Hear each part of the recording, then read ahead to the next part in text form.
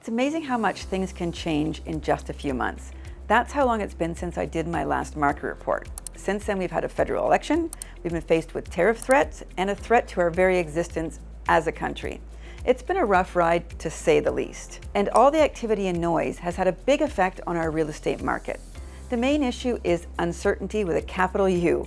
Buyers just don't know what's going to happen, so they've hit pause. Reminds me so much of what happened when the pandemic was declared about 5 years ago. Before US President Donald Trump announced his intention to impose significant tariffs and talked about having Canada become the 51st state, things were just starting to move again in the market. Rates had been falling, and we were expecting buyers to re-enter the market in the spring, which is typically our busiest market. People had been on the sidelines just waiting for rates to come down. As realtors, we were very excited in anticipation of a robust spring market. That unfortunately hasn't been the case due to the noise coming from south of the border and the uncertainty it's created. Buyers are still waiting on the sidelines. Sellers who can't wait any longer have brought their properties to market.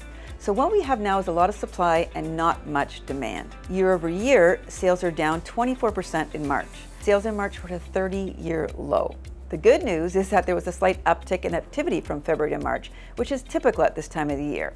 So where does that leave us? You would think that because of the oversupply and decreased demand, prices would have fallen significantly, but that hasn't been the case. In fact, prices have not gone down by very much. This just shows you how resilient our market is.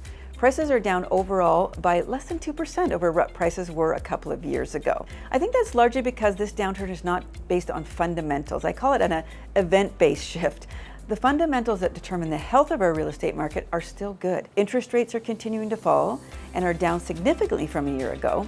Immigration levels, which decreased, are still high. The economy is doing well, and employment is not too bad given the job losses caused by tariffs. I think that once some of the uncertainty clears up, our market will take off again. It won't go up at the pace it did following the declaration of the pandemic, but I think buyers will return and some sense of normalcy will return. As a result, prices will go up.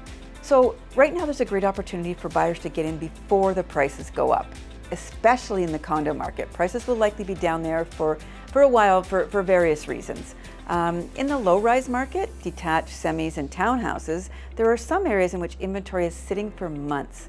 Other areas, there's still competition. It's a strange and fragmented market out there right now, but there are definitely areas of opportunity, and overall, it's expected we will see prices go up soon.